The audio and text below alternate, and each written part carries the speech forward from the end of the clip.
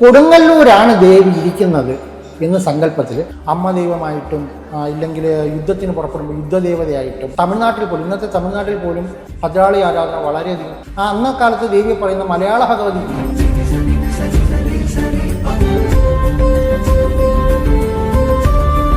ദാരികൻ ജീവിച്ചിരുന്ന മണ്ണ് കേരളമാണ്. അപ്പോൾ കേരളത്തിൽ വെച്ചാണ് കാളിയും ദാരികനും തമ്മിലുള്ള യുദ്ധമുണ്ടായത്.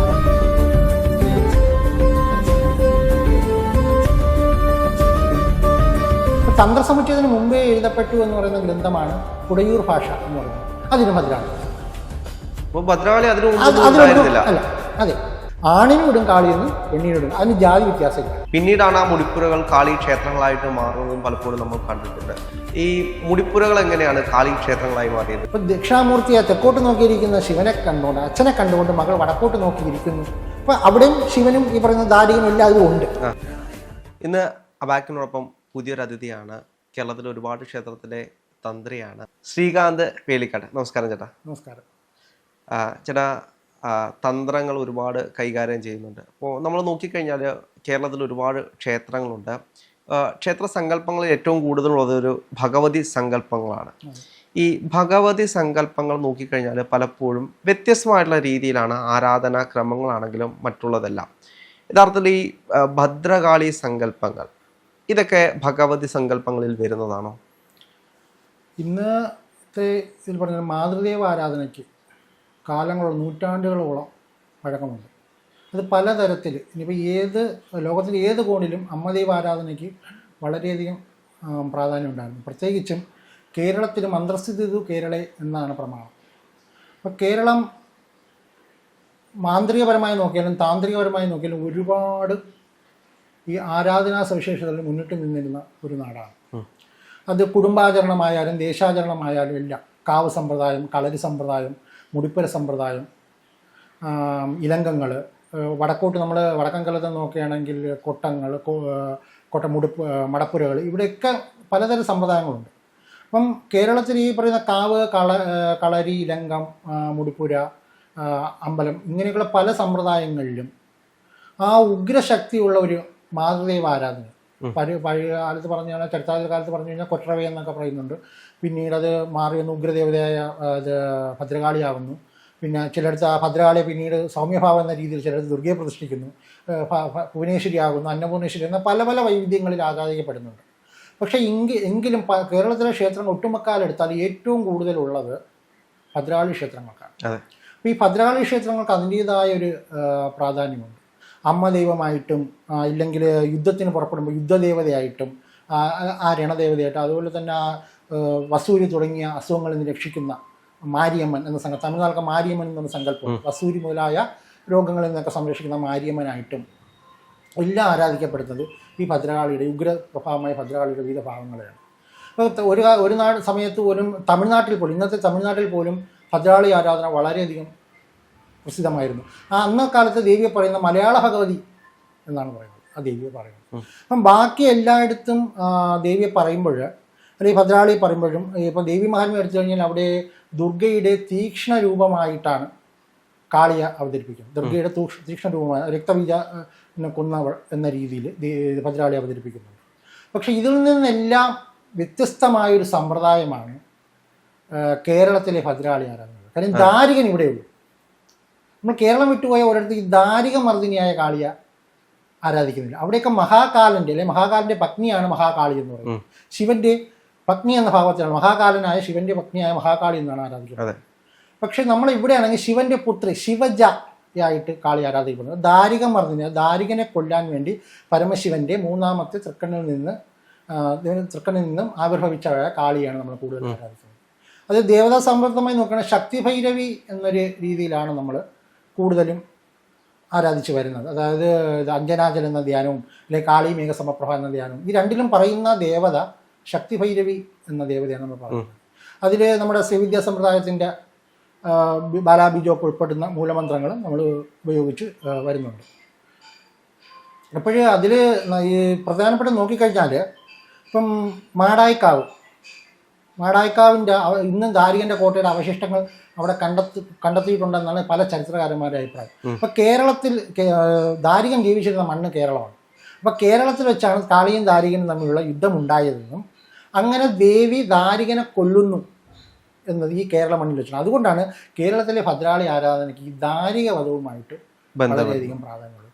എവിടെ എടുത്താലും അറിയാം, ഈ ഭദ്രകാളിയുടെ അനുഷ്ഠാന ചടങ്ങുകളിലെല്ലാം ഇനിയിപ്പോൾ ഭദ്രാളിപ്പാട്ടായാലും പാനയായാലും പാനത്തോറ്റം ആയാലും കളമെഴുത്തായാലും മുടിയേറ്റായാലും എല്ലാം ദാരികനുമായിട്ട് ബന്ധപ്പെട്ടാണ്. ദാരികനില്ലെങ്കിൽ കേരളത്തിലെ കാളിയില്ല, കാളിയില്ലെങ്കിൽ ദാരികനില്ല എന്നൊരവസ്ഥയാണ്. അപ്പം ഇത് ഏത് അനുഷ്ഠാനപരമായിട്ട് നോക്കുകയാണെങ്കിൽ ഇപ്പം നമ്മൾ ക്ഷേത്രങ്ങളുടെ എല്ലാം പൊതുവായിട്ട് ഒരു ഒരു അനുഷ്ഠാന പദ്ധതി ഉണ്ടായത്, ഐക്യരൂപം വന്നത് തന്ത്രസമുച്ചയത്തിൻ്റെ ആവിർഭാവത്തോടെയാണ്. അതെ. ഈ തന്ത്രസമുച്ചയത്തിൽ പറയുന്ന ദേവതമാരിൽ ഒരേ ഒരു സ്ത്രീ ദേവതയെ പറയുന്നു, സ്ത്രീദേവതയെ പറയുന്നുള്ളൂ, അത് വന്നിട്ട് ദുർഗയാണ്, അതിൽ കാളിയില്ല. അപ്പം അതിനുശേഷം രചിക്കപ്പെട്ട ഷേഡ് സമുച്ചയത്തിലാണ് ഈ ഭദ്രകാളിയുടെ വിധാനങ്ങൾ വരുന്നത്. അപ്പം നമുക്കൊരു തന്ത്രസമുച്ചയത്തിന് മുമ്പ് ഇവിടെ കാളിയില്ല. അപ്പോൾ തന്ത്രസമുച്ചയത്തിന് മുമ്പേ എഴുതപ്പെട്ടു എന്ന് പറയുന്ന ഗ്രന്ഥമാണ് കുടയൂർ ഭാഷ എന്ന് പറയുന്നത്. അതിന് ഭദ്രകാളിയില്ല.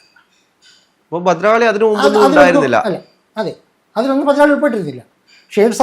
തന്ത്രസമുച്ചയത്തിലാകട്ടെ പുടയൂർ ഭാഷ, അതാ ക്രിയാദീപി, അതിലാകട്ടെ ഇതിലൊന്നും ഭദ്രകാളി ഉൾപ്പെട്ടിരുന്നില്ല. അപ്പോൾ അതിനു മുമ്പ് ഇവിടെ ഭദ്രകാളി ഇല്ല, ഉണ്ട്. ഈ പറയുന്ന കാവുകളും കളരികളിലും മുടിപ്പുരകളിലും ഇലങ്കങ്ങളിലുമെല്ലാം കുടുംബത്തിലെ ഒരു ആളെന്ന നിലയ്ക്ക് ജീവിച്ചിരുന്നു. ആ കാര്യം അത്രയ്ക്കും ഞാൻ പറയാം, അത്രയ്ക്കും ഇഴുകിച്ചേർന്ന ഒരു ദേവത, ഒരു കുടുംബത്തിൻ്റെ ഒരു അംഗത്തെ പോലെ മച്ചിൽ ഭഗവതിയായിട്ട് ഇന്നുകൊണ്ട് വടക്കൻകാലത്തിൽ പലയിടത്ത് വീടുകളിലും മച്ചിൽ ഭഗവതിയിട്ട് ആരാധിക്കുന്ന ദേവിയുണ്ട്. ഈ അറയ്ക്കകത്ത് അറയ്ക്കകത്ത് ആചരിക്കുന്ന സമ്പ്രദായമുണ്ട്. വീടുകളിൽ തന്നെ വീടിൻ്റെ അറയ്ക്കകത്ത് ആചരിച്ചു വരുന്ന സമ്പ്രദായമുള്ള ദേവത വേറെ തുലവും കുറവാണ്. പിന്നെ ഭുവനേശ്വരിയുടെ സമ്പ്രദായത്തിൽ അതുണ്ട്.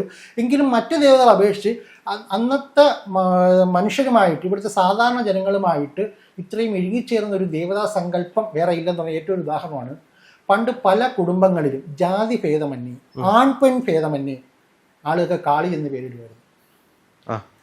ശ്രദ്ധിച്ച് നോക്കിയാൽ അറിയാം. പക്ഷേ നമ്മൾ സാറ് 1-2 പേരെ നമ്മൾ പരിശോധിച്ചാൽ ആണിനും ഇടും കാളിയെന്ന്, പെണ്ണിനും ഇടും. അതിന് ജാതി വ്യത്യാസമില്ലായിരുന്നു. ഇന്നവർക്ക് ഇന്ന പേര്, ഇന്ന ആൾക്ക് ഇന്ന, അങ്ങനത്തെ ഒരു ജാതി വ്യത്യാസത്തിലല്ലായിരുന്നു കാളി എന്ന് പേരിട്ട്. ആൺപെൺ വ്യത്യാസമില്ല. അപ്പോൾ അത്രയ്ക്കും അന്നത്തെ സാധാരണ ജനങ്ങളുമായിട്ട് ഇഴുകിച്ചേർന്നൊരു സമ്പ്രദായമായിരുന്നു കാളിക്കൊണ്ട്. അപ്പോൾ കാളിക്ക് എന്തെങ്കിലും ഒരു അശുദ്ധി എന്ന് പറഞ്ഞാൽ മാറ്റി നിർത്തുന്ന സമ്പ്രദായം ഇല്ലായിരുന്നു. അപ്പോൾ കാളിയുടെ ഉത്സവങ്ങളായാലും പൂജകളായാലും എല്ലാം അങ്ങനെയാണ്. കാര്യം ഈ കുടുംബത്തിൽ, ഈ പറയുന്ന കുടുംബാചരണത്തിൽ, കുരിയാലകളിൽ, തെക്കകളിൽ, ഇതിലെല്ലാം ഈ കാളി ഇവർ വെച്ച് ഒരു ഉപാസകൻ പൂജിച്ചുകൊണ്ട് വന്നിട്ട് മൂർത്തി, ആ ഉപാസകനെ പൂജിച്ചിട്ട് ആ ഭദ്രാളിയെ പൂജിക്കുന്നു, അങ്ങനെ ഒരു സമ്പ്രദായം. പിന്നെ ഒരു സ്ഥിരം ക്ഷേത്ര സംവിധാനം ഇല്ലായിരുന്നു എന്ന് പറയാം. ഭദ്രാളിക്ക് ഒരു സ്ഥിരം, പണ്ട് കാലത്ത് ഒരു സ്ഥിരം ക്ഷേത്ര സംവിധാനം നമുക്ക് ഉണ്ടായിരുന്നെന്ന് പറയാൻ പറ്റില്ല. അതെ, പക്ഷെ നമ്മുടെ അവിടേക്കൊക്കെ നോക്കിക്കഴിഞ്ഞാൽ കൂടുതലും മുടിപ്പുരകളാണ്. കാളി സങ്കല്പത്തിൽ മുടിപ്പുരകളാണ് വരുന്നത്. പിന്നീടാണ് ആ മുടിപ്പുരകൾ കാളി ക്ഷേത്രങ്ങളായിട്ട് മാറുന്നതും പലപ്പോഴും നമ്മൾ കണ്ടിട്ടുണ്ട്. ഈ മുടിപ്പുരകൾ എങ്ങനെയാണ് കാളി ക്ഷേത്രങ്ങളായി മാറിയത്? ഈ മുടിപ്പുരകൾ എന്ന് പറയുന്നത് ദേവിയുടെ മുടി വെച്ച് ആരാധിക്കുന്ന സ്ഥലങ്ങളാണ്. അപ്പം മുടി വെച്ച് ആരാധിക്കുന്ന സ്ഥലങ്ങൾ എന്ന് പറയുമ്പോൾ മുടി എന്ന പദത്തിൻ്റെ അർത്ഥം കിരീടമാണ്. കിരീടം, മുടിചൂടാമന്ന എന്നൊക്കെ കേട്ടിട്ടുണ്ട്. കിരീടം എന്നാണ് അർത്ഥം. അപ്പം ദേവിയുടെ വരിക്കപ്ലാവിൻ്റെ കാതലിൽ ദേവിയുടെ കിരീടം പോലെ അർദ്ധവൃത്താകൃതിയിൽ പണിഞ്ഞെടുത്ത്, ചിലയിടത്ത് ദേവിയുടെ മുഖം അതിൽ പണിയാറുണ്ട്, ചിലയിടത്ത് പണിയാറില്ല. നാഗക്കെട്ടുകളാണ് അതിൽ പൂർണ്ണമായിട്ട് പണിഞ്ഞു വയ്ക്കുന്നത്. ഈ നാഗക്കെട്ടുകളോടുകൂടി ആ മുടിയാണ് ഈ പറയുന്ന മുടിപ്പുരകളിൽ വയ്ക്കുന്നത്. ഇത് ഒരു സ്ഥിരപ്രതിഷ്ഠയല്ല, ചരപ്രതിഷ്ഠയാണ്. അതായത് എടുത്തു മാറ്റാൻ പറ്റുന്ന രീതിയിലുള്ള, അതായത് ഒരു പ്രതിഷ്ഠ എന്ന് പറയുമ്പോൾ ഇത് പ്രതിഷ്ഠ അഷ്ടബന്ധമൊന്നും ഉപയോഗിക്കാതെ ഒരു പീഠത്തിൽ ഈ മുടി വെച്ച് പൂജിക്കുന്ന സമ്പ്രദായം. അപ്പം മുടി വെച്ച് പൂജിക്കുന്ന പുര മുടിപ്പുര എന്നാണ് പറയുന്നത്. അപ്പോൾ ഈ മുടിപ്പുര സമ്പ്രദായത്തിൽ നമ്മൾ ഈ മുടി പണിയുന്നത് ഈ ഞാൻ പറഞ്ഞല്ലോ വരിക്കപ്ലാവിൻ്റെ തടിയിലാണ്. ഇത് ഒരു വരിക്കപ്ലാവ്, പ്രത്യേകിച്ച് അതിന് കുറച്ച് ക്രിയകളൊക്കെ ഉണ്ട്. ഈ വരിക്കപ്ലാവ്, ആ പണിയുന്ന ആ വരിക്കപ്ലാവിനെ പറയുന്ന മാതൃവൃക്ഷം എന്നാണ് പറയുന്നത്. മാതൃവൃക്ഷം, ആ വൃക്ഷത്തിൻ്റെ കാതലിൽ നിന്ന് എടുത്തിട്ടാണ് ഈ പറയുന്ന. അപ്പോൾ അങ്ങനെ ആ പ്ലാവ് കണ്ടെത്തുന്നതിലും ചില ചിട്ടവട്ടങ്ങളൊക്കെ ഉണ്ട്. എല്ലാ പ്ലാവിലും അത് ചെയ്യത്തില്ല, ചില ചിട്ടവട്ടങ്ങളുണ്ട്, കായ്ക്കുന്ന, അങ്ങനെ കുറച്ച് കാര്യങ്ങളൊക്കെ ഉണ്ട്. അപ്പോൾ അങ്ങനെയുള്ള പ്ലാവിനെ സെലക്ട് ചെയ്തിട്ട് അതിൻ്റെ തടിയിൽ നിന്നാണ് ഈ മുടി പണിയുന്നത്. അപ്പോൾ ഈ മുടി പണിഞ്ഞു കഴിഞ്ഞാൽ അത് ഈ മുടിപ്പുരകൾ എന്ന് പറയുന്ന താൽക്കാലിക ക്ഷേത്രങ്ങളെന്ന് പറഞ്ഞല്ലോ. സാധാരണ ഓല കെട്ടി നമ്മുടെ ഇപ്പോഴത്തെ ക്ഷേത്രങ്ങളിൽ ഗജപൃഷ്ഠാകൃതിയിലാണ് ഈ മുടിപ്പുരകൾ പണിയുന്നത്. ഗജപൃഷ്ഠാകൃതി മിക്ക ശാസ്താവിൻ്റെ ചില അമ്പലങ്ങൾ കണ്ടാലും ഗജപൃഷ്ഠാകൃതിയിലായിരിക്കും. പുറകുവശം വളഞ്ഞ് ഒരു അണ്ട ആകൃതിയിൽ വരിക്കുന്ന ഗജപൃഷ്ഠാകൃതിയിലുള്ള രീതിയിലാണ് അന്നത്തെ ഈ മുടിപ്പുരകൾ പണിയുന്നത്. ചില മുടിപ്പുര പിന്നെ ക്ഷേത്രമാകുമ്പോൾ ചിലർക്ക് വടക്കോട്ടും കിഴക്കോട്ടും ഒക്കെ അതിന് വാതിലുകൾ ഇടുന്നൊരു സങ്കല്പമുണ്ട്. കാര്യം ദേവി വടക്കോട്ടാണ് സാധാരണ മുടിപ്പുരകൾ പ്രധാന കവാടം വരുന്നത്. കാര്യം ഈ ശിവനെ കൈലാസത്തിൽ ഭഗവാൻ മഹാദേവൻ ദക്ഷിണാമൂർത്തിയായിട്ട് തെക്കോട്ട് നോക്കിയിരിക്കുന്നു എന്നാണ് സങ്കല്പം. അപ്പം ദക്ഷിണാമൂർത്തിയായി തെക്കോട്ട് നോക്കിയിരിക്കുന്ന ശിവനെ കണ്ടുകൊണ്ട്, അച്ഛനെ കണ്ടുകൊണ്ട് മകൾ വടക്കോട്ട് നോക്കിയിരിക്കുന്നു. അപ്പം അവിടെയും ശിവനും ഈ പറയുന്ന ദാരികനും എല്ലാം അതിലും ഉണ്ട്. അങ്ങനെയാണ് ഈ മുടിപ്പരകളിൽ സാധാരണയായിട്ട് പ്രശ്നം. ഈ മുടിപ്പരകൾ എന്ന് പറയുന്നത് കൂടുതലും മുടിപ്പര ഉത്സവങ്ങൾ ഈ മകര കൊയ്ത്ത് കഴിഞ്ഞിട്ടാണ് നടക്കുന്നത്. മകര കൊയ്ത്ത് കഴിഞ്ഞ വയലേലകളിലാണ് മുടിപ്പുരകൾ കെട്ടിയുണ്ടാക്കുന്നത്. അതായത് മകര 28-ന് ഭൂമിദേവി ഋതുമതിയാകുന്നു എന്നാണ് സങ്കല്പം. ഭൂമിദേവി അതായത് മകര 28 എന്ന് പറഞ്ഞാൽ മകരൻ രാശി അറിയായിരിക്കും. മകരൻ രാശി ചൊവ്വയുടെ ഉച്ചരാശിയാണ്. അപ്പം ചൊവ്വ ആരൻ ചൊവ്വ ഉച്ചനാകുന്നത് 28ാമത്തെ ഡിഗ്രിയിലാണ്. അപ്പോൾ ആരൻ ഉച്ചനാകുന്ന ദിവസം ഉച്ചാര അഥവാ ഉച്ചാരലെന്ന് പറയുന്നത്. അപ്പോൾ നമുക്കറിയാം ഈ കൊല്ലം ഭാഗത്തോട്ടൊക്കെ ഈ ഉച്ചാര മകര 28 ഭയങ്കര വിശേഷമാണ്. ഉച്ചാരല് എന്നൊക്കെ പറയുന്നത്. പ്രത്യേകിച്ച് ഈ കാളി മാടൻ, കാളി മാടൻ, ഈ അപ്പൂപ്പൻകാവ് അമ്മൂമ്മക്കാവും ഒക്കെ മാറിപ്പോയി. ഇപ്പം നിങ്ങൾക്ക് അപ്പൂപ്പൻ ശിവനായി, അമ്മൂമ്മ ഭദ്രാളി, ദുർഗയും ഭുവനേശ്വരിയൊക്കെ ആയിട്ട് മാറി. നമ്മളെ വർക്കല ഭാഗത്തൊക്കെ ഒരുപാട് അവിടെയൊക്കെ ഈ ഉച്ചാര അഥവാ ഉച്ചാരൽ എന്ന് പറയുന്നത് വളരെയധികം പ്രാധാന്യമാണ്. മകര 28 എന്നാണ് പറയുന്നത്. പലരും ഉച്ചാരം എന്നും പറയാം. ഉച്ചാരം എന്ന് പറയുന്നത് ഉച്ചാരൽ എന്ന് പറയുന്നത് ആരൻ ഉച്ചനാകുന്ന ദിവസം. ആരൻ എന്ന് വെച്ചാൽ ചൊവ്വ ഉച്ചനാകും. 28ാമത്തെ ഡിഗ്രിയിലാണ് ചൊവ്വ ഉച്ചനാകുന്നത്. അപ്പോൾ 28ാമത്തെ ദിവസം മേടം 10 എന്ന് പറയുന്നത് സൂര്യനെയാണ്. സൂര്യൻ 10ാമത്തെ ഡിഗ്രിയിൽ ഉച്ചനാകുന്നതാണ് മേടം 10 ഭയങ്കര വിശേഷം. അതുപോലെ ഇവിടെ മകരത്തിൽ 28ാം തീയതി ചൊവ്വ ഉച്ചനാകുന്നതാണ് ഉച്ചാരം. അപ്പോൾ ആ ദിവസം ഭൂമിദേവി ഋതുമതിയാകുമ്പോൾ 3 ദിവസത്തേക്ക് പിന്നെ മണ്ണിൽ പണിയെടുക്കില്ല. പഴയ ഒരു ആചാരമാണ്. അപ്പോൾ ഈ മണ്ണിൽ പണിയെടുക്കാതിരിക്കുമ്പോഴത്തേക്ക് 4ാം ദിവസം ഭൂമിദേവി 4ാം ചതുർത്ഥ സ്നാനം എന്ന് പറഞ്ഞാൽ 4 കുളിക്കുകയാണ്. കുളിച്ചു കഴിഞ്ഞാൽ പിന്നെ മലയാളക്കരയിൽ കുംഭം 1 പറഞ്ഞു കഴിഞ്ഞാൽ മലയാളക്കരയിൽ ഉത്സവങ്ങളുടെ ബഹളമാണ്. ഉത്സവങ്ങൾ തുടങ്ങിയാണ്.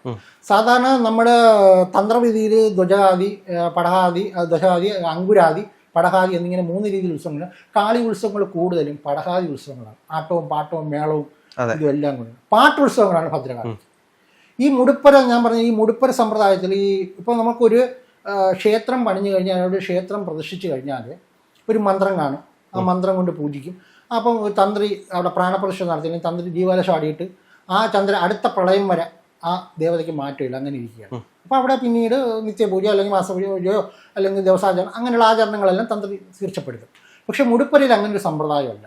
ഈ ഇത്രയും ദിവസത്തേക്ക് അതായത് 7 ദിവസം 11 ദിവസം 10 ദിവസം 11 ദിവസം അങ്ങനെ 41 ദിവസം വരെ ഈ മുടിപ്പരകളിലെ ഉത്സവങ്ങൾ നീളും. ഏറ്റവും കുറഞ്ഞത് 7 ദിവസമാണ്. അപ്പോൾ ഈ 7 ദിവസത്തേക്ക് വേണ്ടിയാണ് സാധാരണ രീതിയിൽ ഈ ഉത്സവങ്ങൾ നടക്കുന്നത്.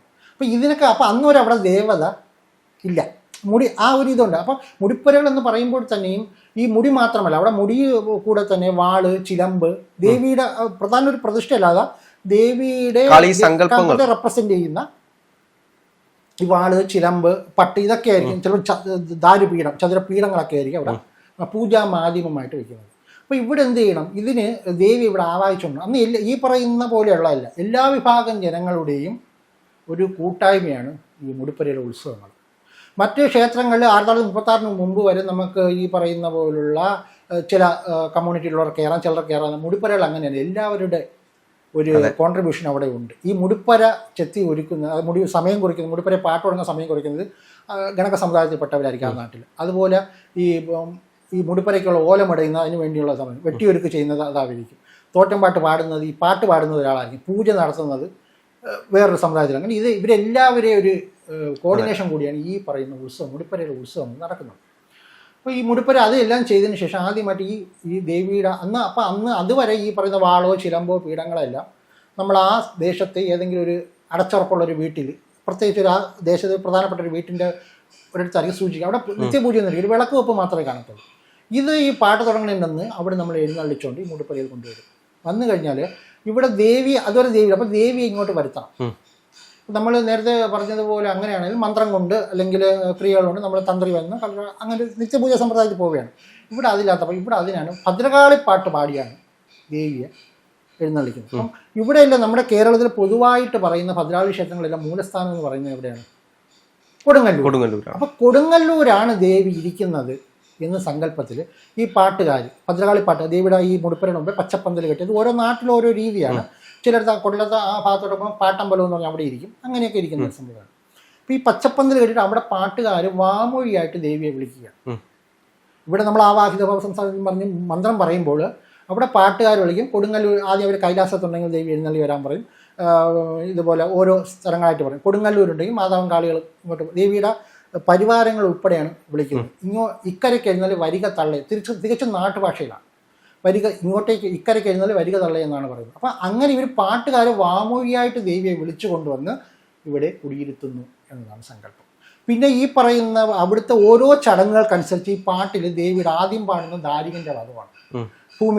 ദാരികൻ്റെ വരം നേടുന്നു. അത് കഴിഞ്ഞിട്ട് ഇത് ദാരികനെ കൊല്ലാനായിട്ട് ഭദ്രാളി ജനിക്കുന്നു, ദാരികവധം നടത്തുന്നു. അടുത്തതായിട്ട് പാട്ടിൻ്റെ രണ്ടാം ഭാഗം എന്ന് പറയുന്നത് തെക്കൻ കൊല്ലത്തെ കന്യാവായിട്ട് ദേവിയെ ശിവൻ വളർത്താൻ ഏൽപ്പിക്കുന്ന സങ്കല്പമാണ്. അപ്പോൾ പാലകരെന്നും പറഞ്ഞ് ദേവിയെ വേറെ ഒരു ശിവഭക്തനായ ഒരു രാജാവ്, വടക്കൻ കൊല്ലത്തെ രാജാവിന് ഒരു മകൻ ജനിക്കുന്ന പാലകൻ എന്ന് പറയുന്നു. ഈ പാലകനും ദേവിയും തമ്മിലുള്ള വിവാഹത്തിന് സൂചിപ്പിക്കുന്ന മാലപ്പുറം പാട്ട് എന്ന് പറയുന്നത് യഥാർത്ഥത്തിൽ മാലപ്പുറം പാട്ട്. ഭദ്രാളി പാട്ട് ഏറ്റവും പ്രധാനമാണ് ഈ മാലപ്പുറം പാട്ട് എന്ന് പറയുന്നത്.